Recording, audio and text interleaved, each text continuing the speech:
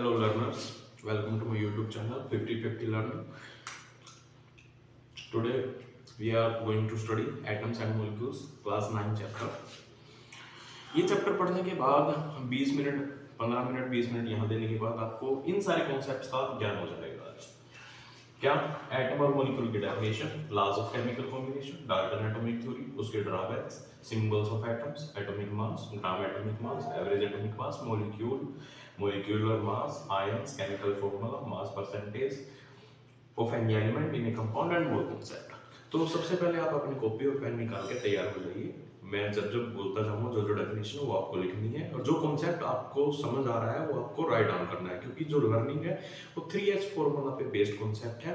अगर आपका हैंड और हार्ट का कॉम्बिनेशन सही नहीं होगा तो आप लर्निंग नहीं कर पाएंगे। तो इसलिए कॉपी पेन लेके और लिखना स्टार्ट करके बैठ जाइए।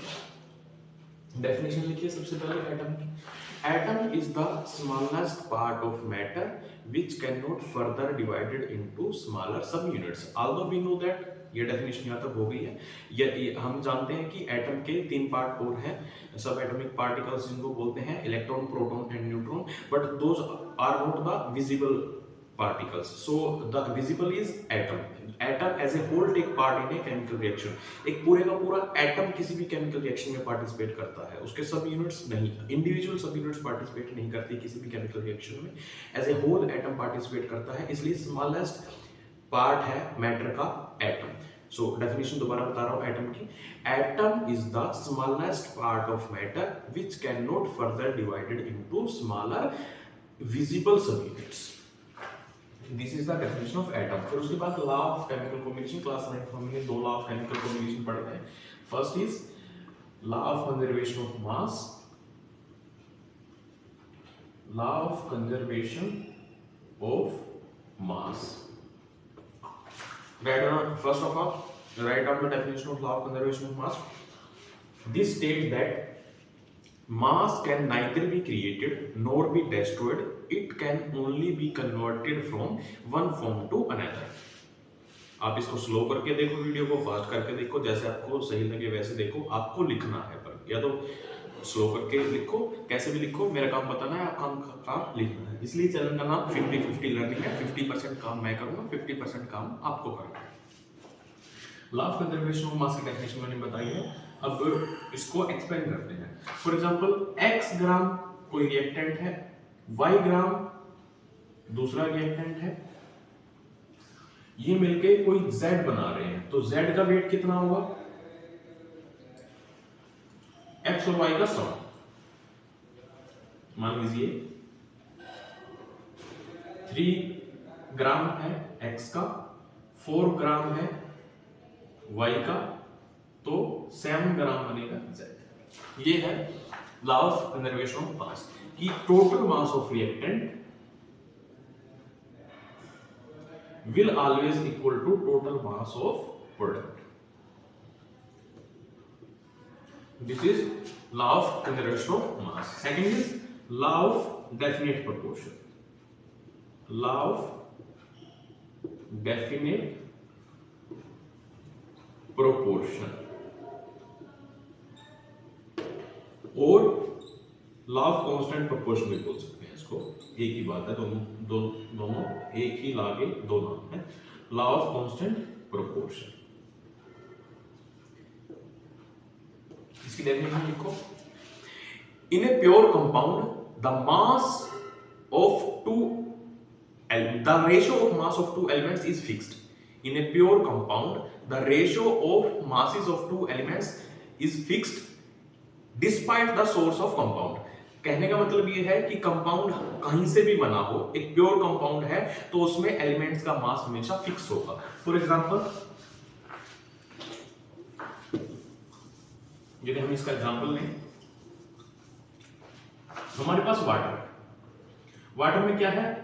H2, हाइड्रोजन का मास होता है 1, 2 का कितना होगा? 2 ग्राम। 2 ग्राम हाइड्रोजन है और ऑक्सीजन कितनी है? 16 ग्राम ऑक्सीजन है।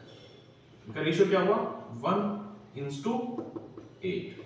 मींस वाटर किसी भी सोर्स का हो, चाहे वो गंदे नाली का पानी हो, चाहे टूटी का पानी हो, या फिर ट्यूबवेल का पानी हो, अंडरग्राउंड वाटर हो, कोई भी वाटर हो, कोई भी सोर्स हो वाटर का, वाटर के अंदर 1 पार्ट हाइड्रोजन होता है और 8 पार्ट ऑक्सीजन होते हैं। ये है लॉ ऑफ कांस्टेंट प्रोपोर्शन या लॉ ऑफ डेफिनेट प्रोपोर्शन। दोबारा डेफिनेशन सुनो एक बार। In a pure compound the ratio of masses of elements is always fixed. ये है law of conservation of mass. Next is Dalton's atomic theory. Dalton ने atom के बारे में अपनी थ्योरी दी थी जिसको बोलते हैं डाल्टन एटॉमिक थ्योरी। उसके पॉइंट्स हैं। फर्स्ट पॉइंट क्या है? Every matter is made up of every matter is made up of indivisible particles called atoms. ये फर्स्ट पोस्टुलेट है डाल्टन एटॉमिक थ्योरी का। सेकंड है atom take part as a whole in a chemical reaction. Atom take part as a whole in a chemical reaction. किसी भी chemical reaction में जो atom है वो पूरे का पूरा पार्टिसिपेट करेगा। कभी भी आधा एटम या 3/4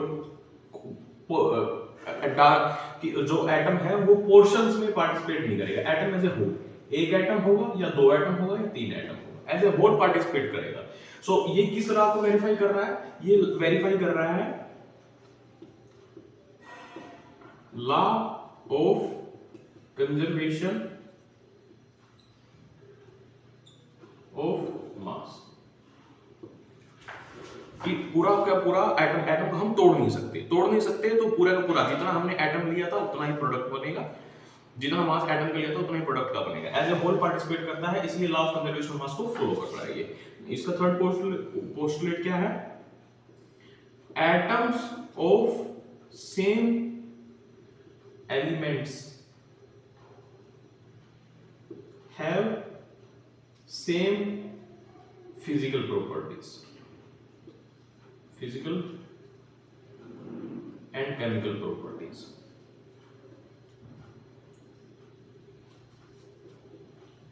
मीन्स अगर एक ही सेम एलिमेंट के एटम्स हैं तो उनका साइज, मास, स्ट्रक्चर, शेप, केमिकल प्रॉपर्टीज सब सेम होंगी अगर सेम ही एलिमेंट है। तो सही बात है, अगर हाइड्रोजन के सारे एटम्स हैं तो हाइड्रोजन के सारे एटम एक जैसे होंगे, लिथियम के सारे एटम एक जैसे होंगे।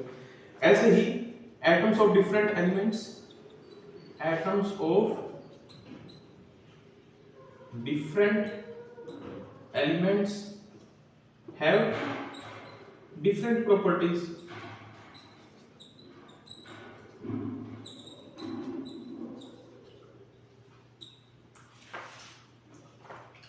अगर डिफरेंट एलिमेंट्स हैं, जैसे हाइड्रोजन के एटम्स अलग होंगे, लिथियम के एटम्स अलग होंगे, तो डिफरेंट एलिमेंट्स के जो एटम्स हैं उनकी डिफरेंट प्रॉपर्टीज होगी। इसका एक और पोस्टुलेट है last.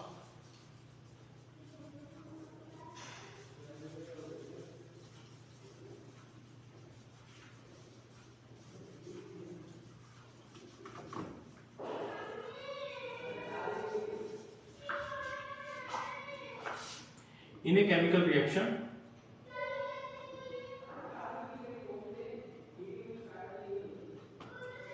atoms combines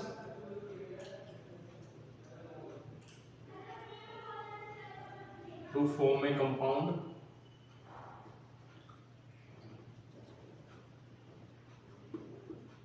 in fixed proportion।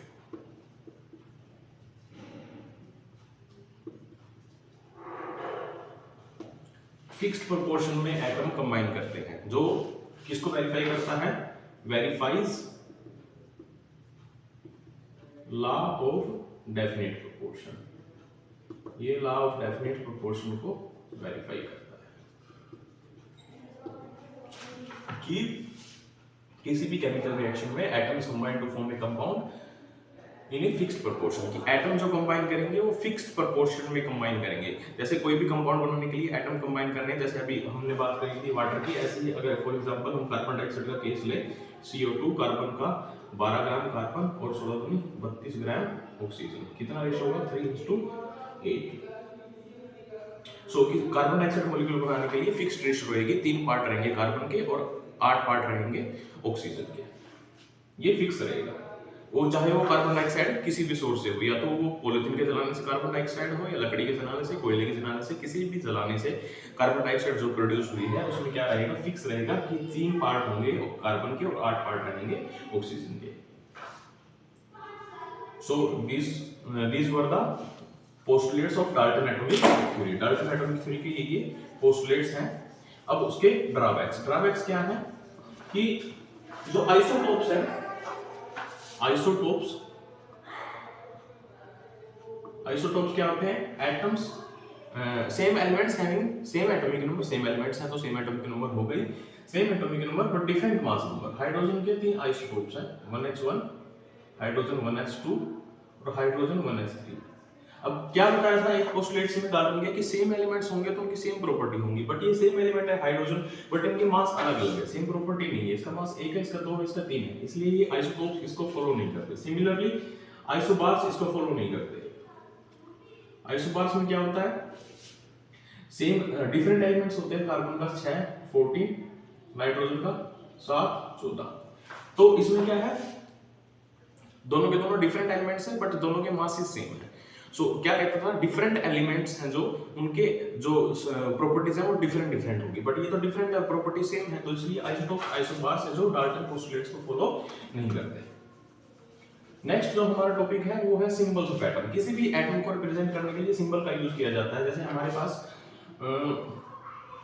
118 elements हैं, 118 के 118 एलिमेंट्स के डिफरेंट सिंबल्स हैं। कुछ रूल्स हैं जो मैं कॉपी चेक करता हूं, बच्चों की इसमें गलती करते हैं बच्चे बहुत सारे।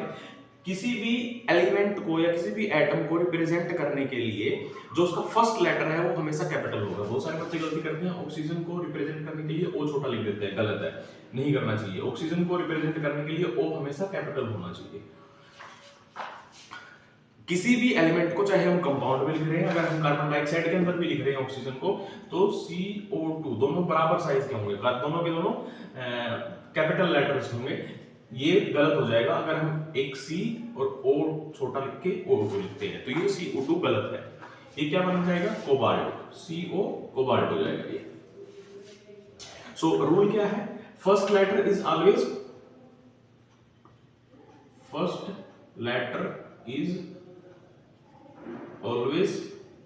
कैपिटल। अगर किसी एलिमेंट के सिंबल में सिर्फ एक ही लेटर है तो काम चल गया हमारा, यहीं खत्म। फर्स्ट लेटर है उसको कैपिटल लिख देंगे। अगर 2 लेटर है तो second letter will B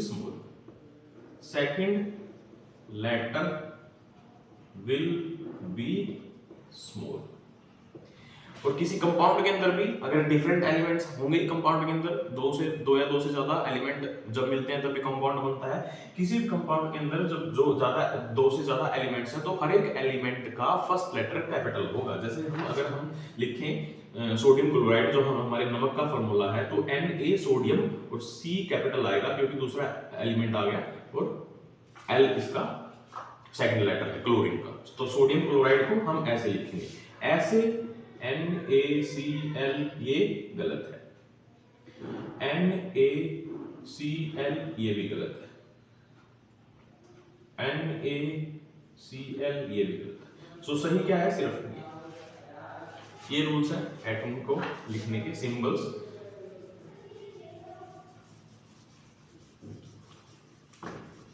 next जो हमारा टॉपिक है एटॉमिक मास। एटॉमिक मास की डेफिनेशन क्या है,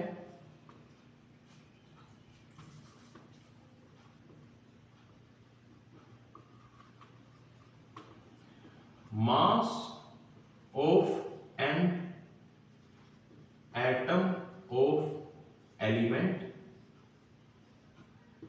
with respect to mass of C12।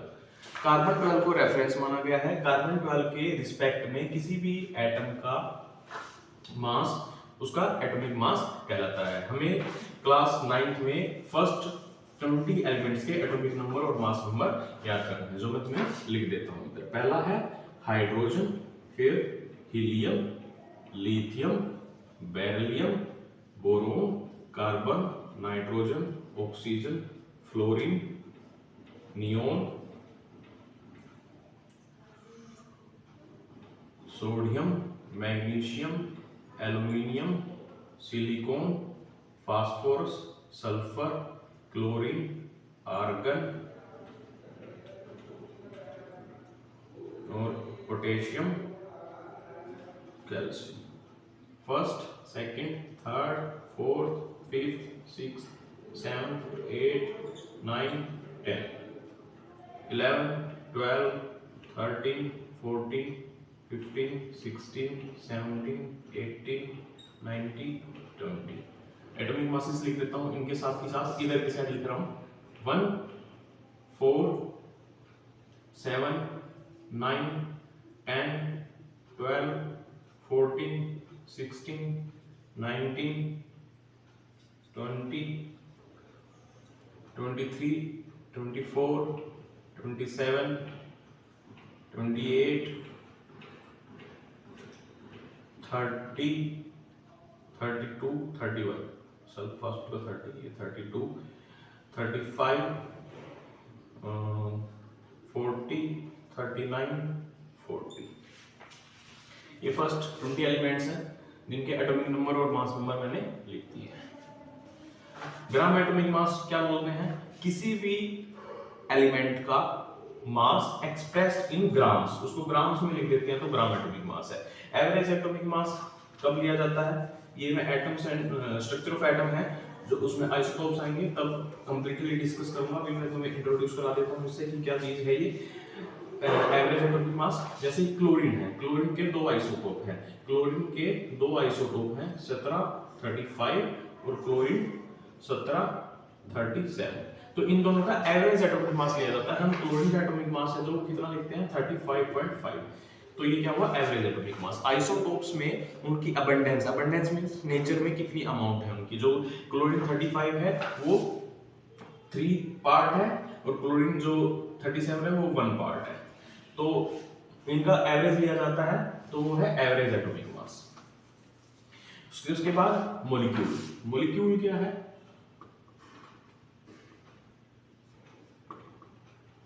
Definition लिखो सबसे पहले मॉलिक्यूल की।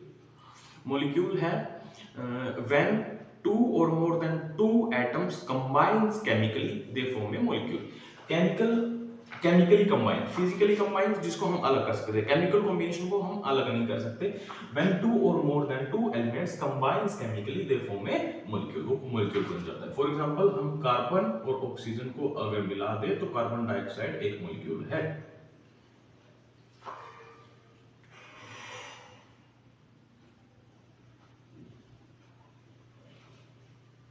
ठीक है, ऐसे ही नाइट्रोजन प्लस ऑक्सीजन को मिला दे तो नाइट्रोजन डाइऑक्साइड एक मॉलिक्यूल है।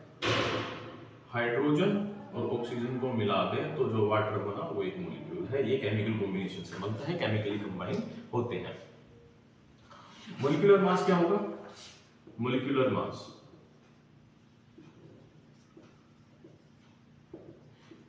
सम of atomic masses of all the elements present in a molecule। एक मॉलिक्यूल के अंदर जितने भी एलिमेंट्स प्रेजेंट हैं उन सबके एटॉमिक मास का जो सम है उसको मॉलिक्यूलर मास बोलते हैं। फॉर एग्जांपल वाटर का मॉलिक्यूलर मास, वाटर में क्या है? 2 है हाइड्रोजन प्लस 1 है ऑक्सीजन। हाइड्रोजन का एटॉमिक मास कितना होता है? 1। ऑक्सीजन का कितना होता है? 16। तो कितना हुआ? 2 + 16 18। इसको ग्राम भी लिख सकते हैं, जो ग्राम एटॉमिक मास बन जाएगा। इसको एटॉमिक मास यूनिट भी लिख सकते हैं, AMU। ठीक है, समझ में आया मॉलिक्यूलर मास क्या है? सब जितने भी मॉलिक्यूल्स हैं उनके एटॉमिक मासेस को जोड़ देना है। ये मैंने रेज कर दिया, पीछे करके स्क्रीनशॉट ले सकते हो डेफिनेशन लिखने के लिए। फिर उसके बाद आयंस है। आयंस क्या होते हैं? Ions are the charged particles formed by either loss or gain of electrons। Atoms के अंदर से इलेक्ट्रॉन आ जा सकते हैं, वो जंप कर सकते हैं, प्रोटॉन न्यूट्रॉन वही फिक्स रहते हैं।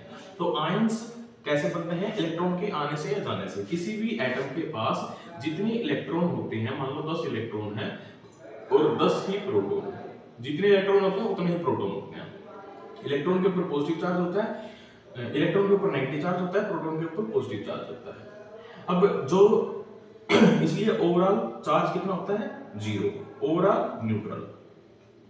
अब क्या बताया मैंने? इलेक्ट्रॉन जंप कर सकते हैं, आ जा सकते हैं। अब इलेक्ट्रॉन अगर आ जाए तो गेन हो जाएगा इलेक्ट्रॉन का, तो क्या होंगे? 11 इलेक्ट्रॉन के ऊपर नेगेटिव चार्ज है तो 10 प्रोटॉन को बैलेंस कर पाएंगे 10 इलेक्ट्रॉन, एक इलेक्ट्रॉन एक्स्ट्रा बचेगा जिसकी वजह से नेगेटिव चार्ज आएगा।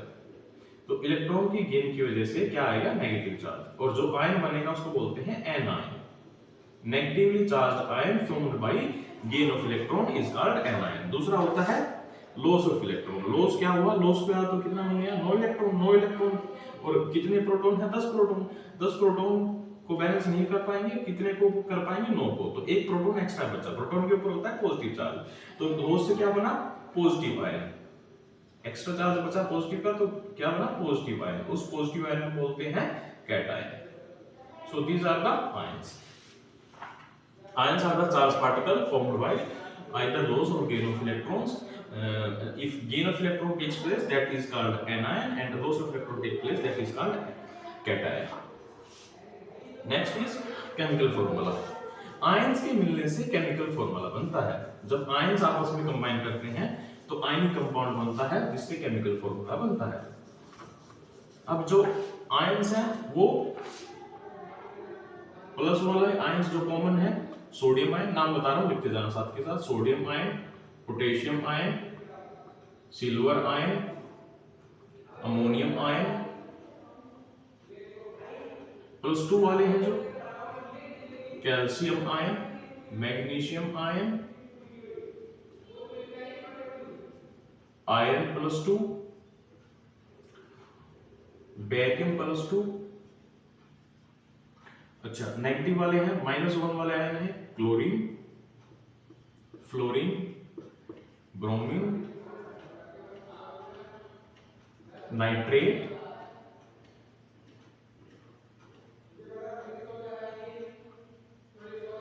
ये आयंस। -2 वाले हैं, इसमें और भी है और भी है, जब याद आएंगे अभी लिख दूंगा। CO3-2 कॉमन लिख रहा हूं, SO4-2,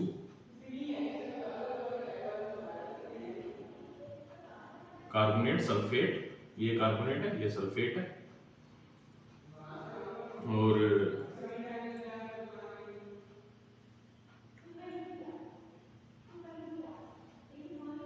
ये कॉमन्स है।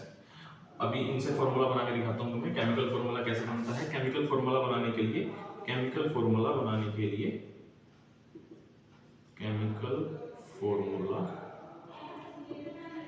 पहले लिखा जाता है कैटायन, फिर लिखा जाता है उसके बाद एनायन। कैटायन का सिंबल लिखो। फॉर एग्जांपल हमें बनाना है sodium nitrate, sodium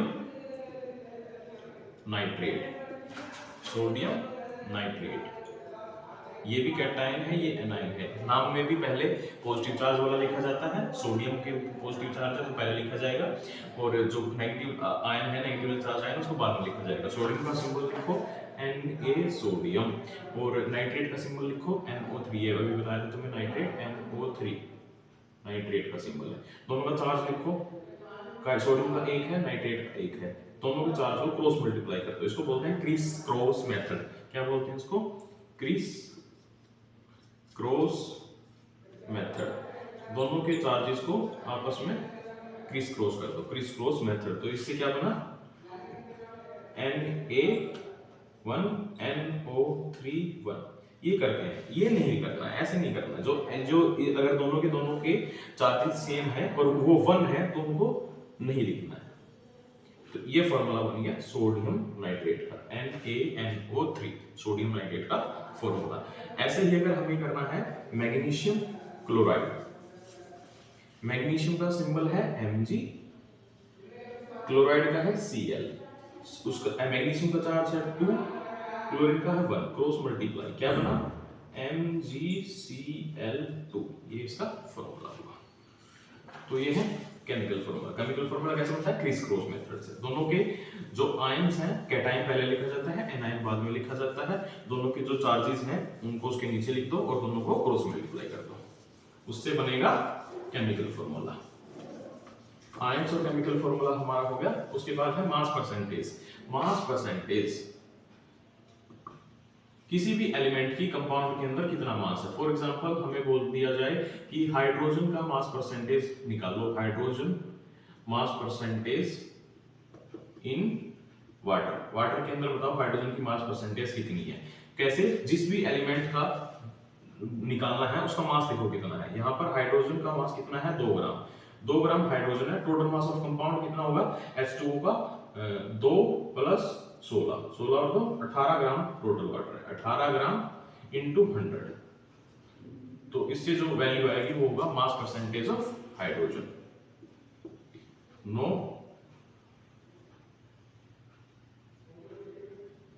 11 point something percentage.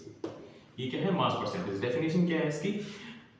Mass percentage mass of given element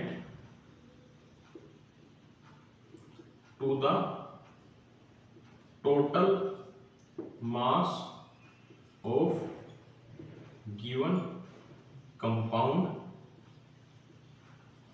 expressed in percent. Percent के लिए 100 लगा देंगे। सो कोई भी एलिमेंट हमने दे दिया, मान लिया कार्बन डाइऑक्साइड है। कार्बन डाइऑक्साइड में ऑक्सीजन का मास पूछ लिया, ऑक्सीजन की मास परसेंटेज पूछी गई है, तो ऑक्सीजन की मास परसेंटेज कैसे निकालेंगे? ऑक्सीजन का मास कितना है? 2, 16 दूनी 32 gram oxygen divide by total mass कितना है इसका? 32 और 12 44 ग्राम इंटू 100। इसको सोल्व करने के बाद जो वैल्यू आएगी वो होगा mass percentage of oxygen in carbon dioxide. So this is mass percentage. Last topic of this chapter is mole concept.